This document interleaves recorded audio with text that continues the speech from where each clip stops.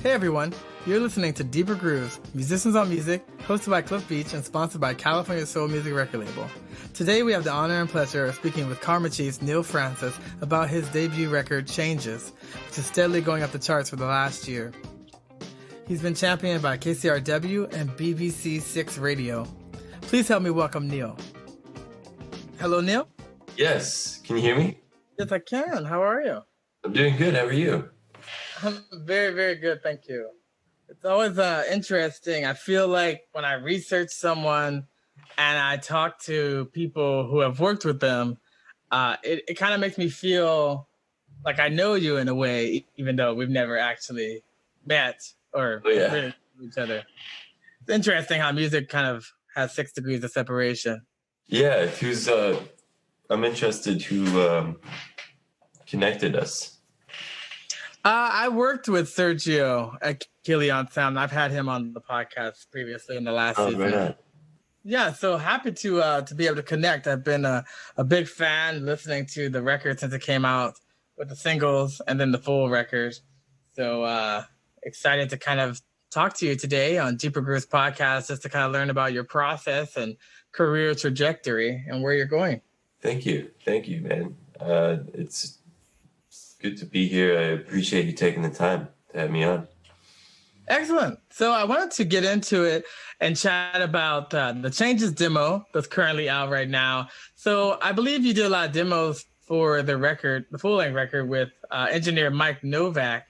And if that's true, let us know about your process in creating Changes, because I really want to understand the demo version, and then we'll lead into eventually what's on the record. Yeah, sure. So the demo, I was just kind of approaching, it's like I worked with Mike in that setting. He's become a good friend, but he had a studio set up in a warehouse space that was housing his business, which is the Chicago Electric Piano Company. And they restore vintage keyboard instruments. And through that, I had become close to him and his partner, Max, and gotten a lot of work done there on my clavinet and Rhodes piano. And I always knew that Mike was set up to record. They had this large live room, and he had access to this Hohner cembalette, which is like a rare keyboard instrument that Hohner made. And that was like the main keyboard I used on the track. And I just had this idea. I had written this song, and it was sort of living as a voice memo. And I just called up Mike and wanted to try my hand at just building up a track on my own. And, he facilitated that, and we recorded everything live and kind of layered it. I guess I'm rambling around a little bit, but it kind of it opened the door for a long collaboration with Mike, because I was just really happy with the way things turned out. We also had my friend Taras Horlowski play guitar on it. So yeah, it's interesting I like when artists release kind of demos. Recently, there have been some Prince demos that have come out. It's good to kind of hear how they evolve and shape over time. And so as you started working on these demos with Mike, you eventually self-funded to come out and record what would be then the full-length record and some singles that you had out, working with Sergio Rios from Orchestra at his studio, Colemine Sound. So Colemine, I've recorded there in LA, and it does have a magical space. I believe you said you learned there to trust your own instincts in that room. So how did that experience kind of elevate the song Changes into what we actually hear now on the single on the full-length record? Well, the demo providing kind of a blueprint, if you will, for the song. Then we were in the studio with live musicians, and of course Sergio played guitar. So, he's just a master of capturing, any given aesthetic. A lot of the choices with regards to how the sound of the recording manifested were like made by Sergio. But then, of course, my decision to work with him was based on, kind of what his recordings sounded like, if that makes sense. I just love the way he records drums and bass guitar, and just everything has such a great vibe. The way that Mike Starr and PJ Howard, the bass player and the drummer, respectively, approached their parts also was just, we had rehearsed the song quite a bit before going out to Sergio, but it really came together. I just kind of gave a few points of direction, and in that respect, it was a collaboration, just because that melting pot of everybody's approach to the song, if that makes sense. No, it definitely makes sense. And I think, having such a great sounding record. Now, how did you come then to be with Karma Chief and team up with, with Colemine Records and the Cole brothers? That's such a powerhouse label. They have great distribution. They have, so many great acts that they've worked with, Duran Jones and a ton of other people, Sergio and Orgon included. And so, how did that all come about, going from being self-funded and making these recordings to then now have this kind of distribution arm under your belt? Oh, well, I mean, from the start, I kind of had aspirations of working with some label. Of course, we were really happy with the result that came from the work we did at Killian, and then this to Terry and sort of make an introduction, and something might happen there. But what ended up happening was, I'm sure you're familiar with Kelly Finnegan and the Monophonics. Yes, of course. And they were actually performing locally here in Chicago, and I backlined my clavinet for Kelly, and as a result, I was at the show, and an acquaintance of mine recognized me, Brendan O'Connell, asked me what I was working on, and I told him about this project I just completed with Sergio, and he insisted on hearing it, and kind of pestered me a few days until I showed it to him and was impressed by it, and kind of asked me to grab coffee, and he ended up becoming my manager within short order, because he was sort of looking to get into that world, and I was definitely looking for a manager as well. So he was also connected with Terry, because his band, The Right Now, had done a record with Sergio and had stayed with Terry numerous times over the years in the early days of Colemine Records. And so between Sergio working on the project and Brendan having this personal relationship with Terry, it was sort of easy to get into Terry's hands. And then, of course, it wasn't right for Colemine right away. And then he did the Black Puma single, which opened the door for Karma Chief Records. And that was supposed to be his label that encompassed everything else that wasn't strictly soul. So, Karma Chief, working with Terry was wonderful. And I was, I'm really proud to have been with Karma Chief. It certainly broadened our potential audience, and the product, the physical product. He's committed to doing everything at a level of quality that is sort of in line with how I want to do things. I don't see a point in doing anything half-assed or, Terry's a really magnificent person and a great curator of art, and he's a great graphic designer.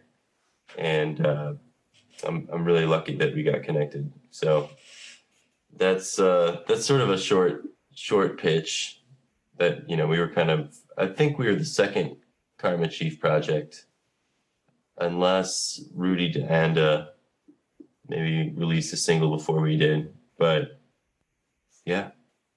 Well, we've heard nothing but good things from both of the labels, and they definitely are up and coming in the soul realm, the vintage realm. Really great with vinyl, and so great to see you have a good symbiotic relationship there. So Now, if we go into kind of giving you some great praise and accolades for the records, you had Craig Charles, become a big champion on BBC Radio 6. He said you are the reincarnation of Alan Toussaint, which is a huge mantle. to wear. And then NPR also championed the record, saying it's gleefully mired in 70s style funk. And so, how does it feel to have critical success from these powerhouses, and it was played on KCRW and a bunch of other things? How does that feel to kind of get that recognition for your music? I was certainly just it was unexpected, and I was really grateful, and I am really grateful for all the love that record has gotten over the years since it's been out. And it's sort of been a mind ride for me, or that's a weird way of putting it. That's sort of my own like nomenclature for just my own process of growth in my my own craft, and also just how I interact with people. Like our success has been modest in comparison to the top 40 world, but I went from having to work a day job and play wedding gigs on the weekend to being able to play my own music all over the country in a very short amount of time, and also had to sort of step up to the occasion. And it's been an amazing and wonderful experience, just having all these opportunities to try and become a better person in general and a better artist. And I couldn't be more grateful for Terry and Tony Boniana, who sent the record to all those people initially, and just the response it really touched me, because I feel like I've had a chip on my shoulder my whole life, and to have like that response is just really gratifying.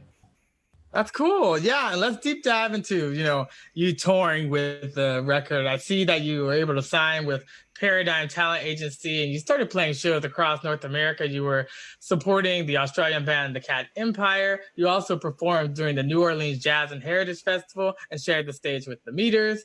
And then you also were at summer camp and Chicago's Chai Soul Festival.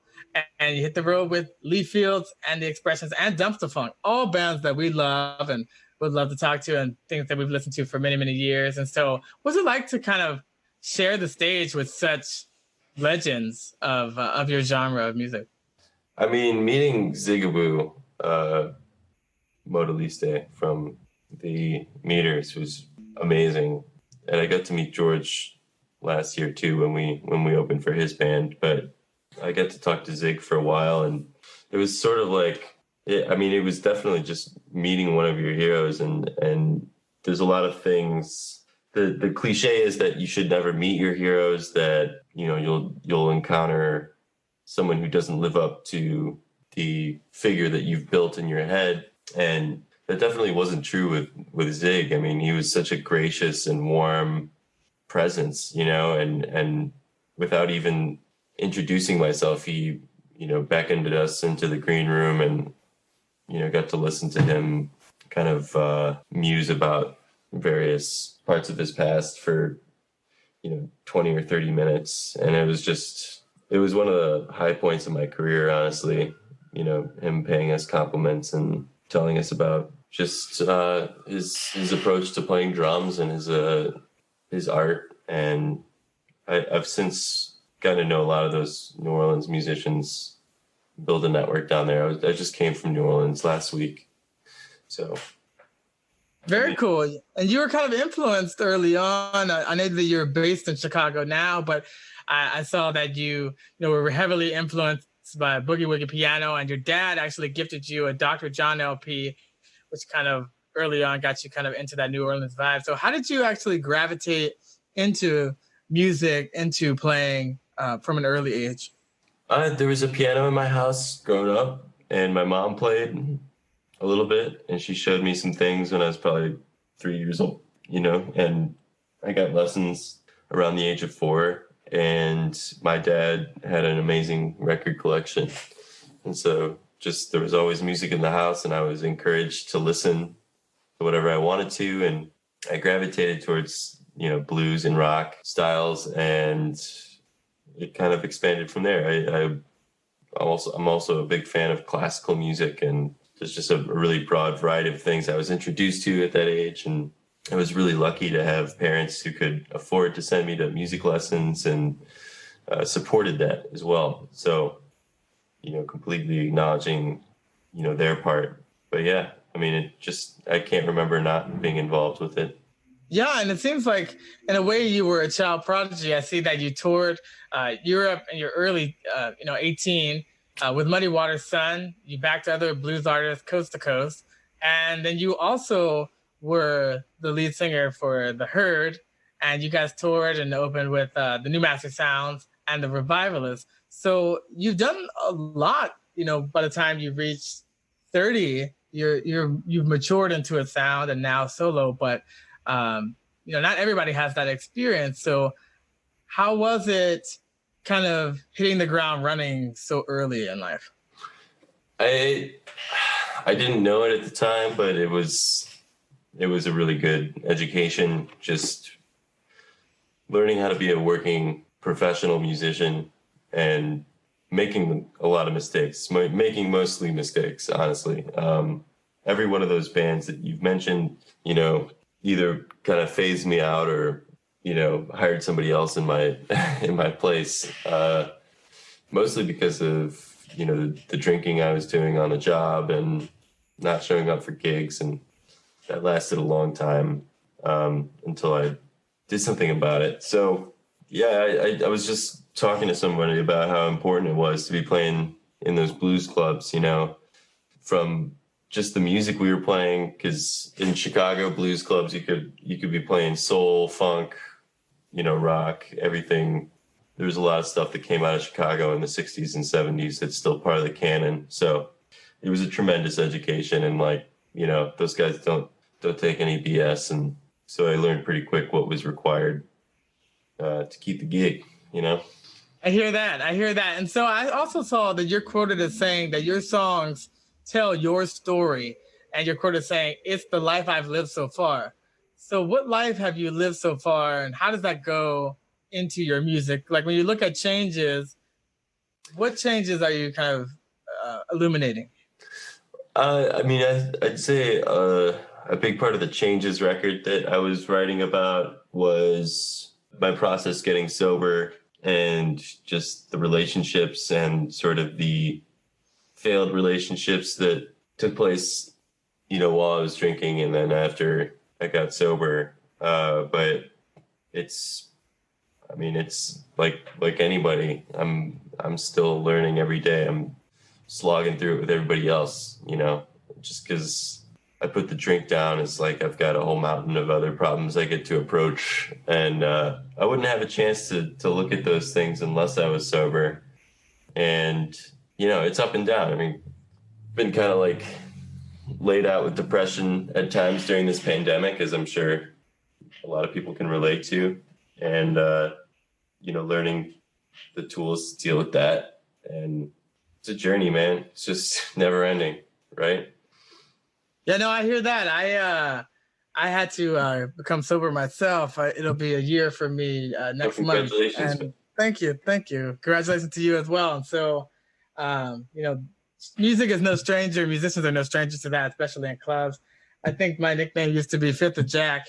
And a 20 pack. And so, yeah, I think it numbs you in a way. And so I think sobriety kind of helps to, you're feeling everything for good or bad. Yeah. You're not numb to anything anymore. Agreed. And so, is there anyone you haven't worked with yet that you would like to? Like, if you could wave a magic wand, you were like, I would love to be in the studio with this person. I'd love to tour with this person, or some kind of capacity. Is there anyone that like sticks out, maybe top 2 or 3? Could be living, could be dead, but just like someone that you're like, wow, that would really be amazing to work with them. Well, living or dead, I mean, come on. Obviously, Alan Toussaint is one of my heroes, and him passing before, I feel like what you mentioned at the top of the show, when you feel like you know someone, that's kind of the relationship I have with Alan Toussaint and his music. Just, listening to his music, I feel like I know the man, and I love learning more about him. But alive right now, it's, I love there's so many people I'd love to collaborate with. Wise Blood out of Seattle. Mm-hmm. She's incredible. My homie Ginger Root in LA, who shot the music video for Changes. I'm really digging his new record. I love Tame Impala. I dig everything that Kevin Parker is doing in the studio.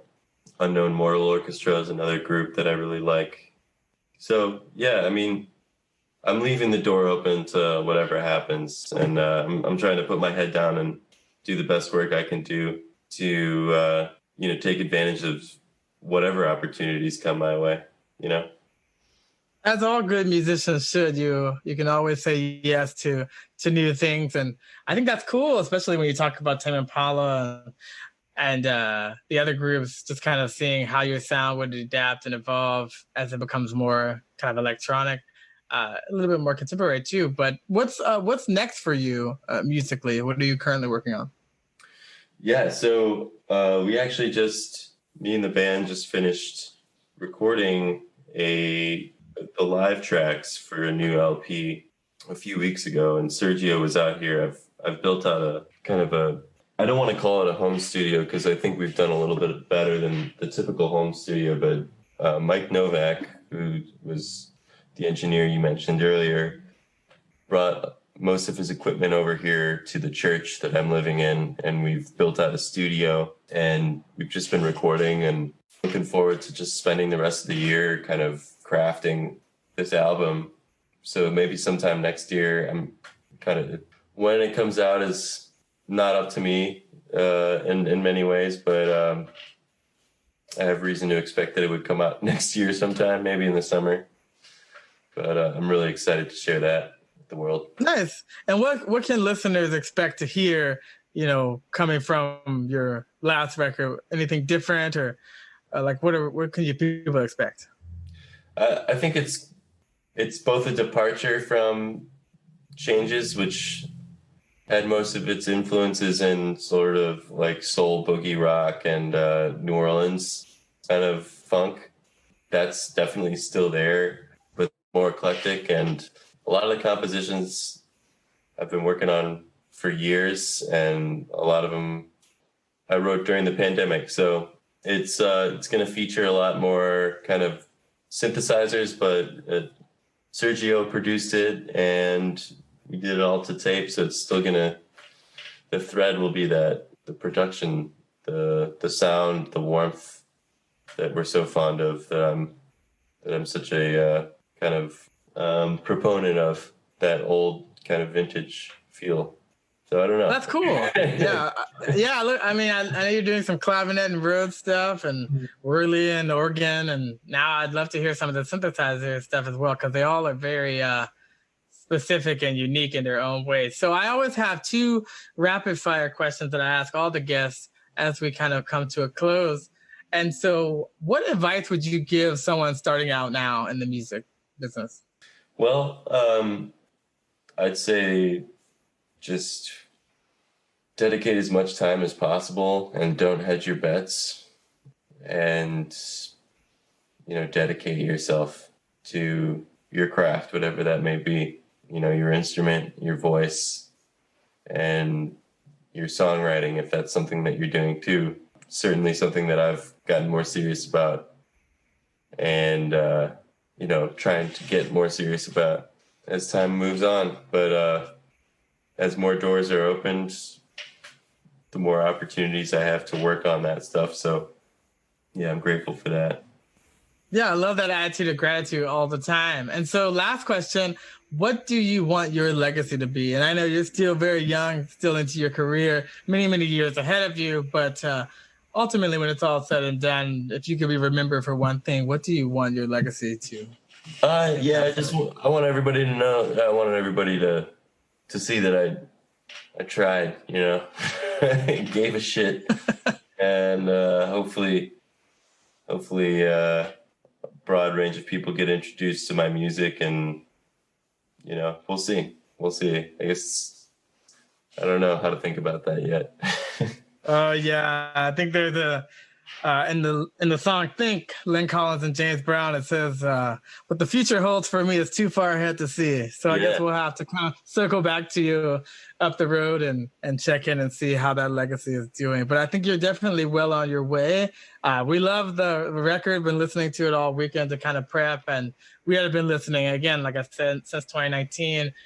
We kind of stumbled upon you on Spotify, and then through the different connections, we could figure out, okay, he's kind of connected with Terry and the Colemine crew and Sergio and the Killian sound. And so I love that, music, as we continue to work in it, it just becomes smaller and smaller. And I love these opportunities to be able to connect with people, because I think everyone has a story that they should share. And so we just try to be an amplifier of that. So I just wanted to say thank you again for coming on Deeper Grooves and talking to our listening audience. And we'll certainly circle back to your management and team when it comes out, so you have links to everything and we can share it. Thank you, Cliff. Yeah, man. Thank you. And looking forward to talking to you again. You're most welcome. Well, Neil, you enjoy yourself. We'll be talking to you soon. Likewise, man. Take care. You too. Bye-bye. Bye. Hey, everybody. Thanks again for listening to Deeper Grooves, Musicians on Music, hosted by Cliff Beach and sponsored by California Soul Music Record Label. We had a blast learning about the history and the new album from Neil Francis, Changes, and we can't wait for his new music to come out in 2021. Until then, you can check out his music, Changes, on Spotify and all other streaming platforms. We would like to thank our engineer Tim Hall and 1192 Studios for mixing and mastering this recording today.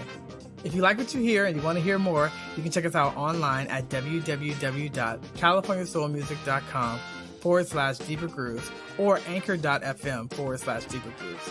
Until then, keep the music alive, keep it bumping, stay happy, stay safe. We'll talk to you soon.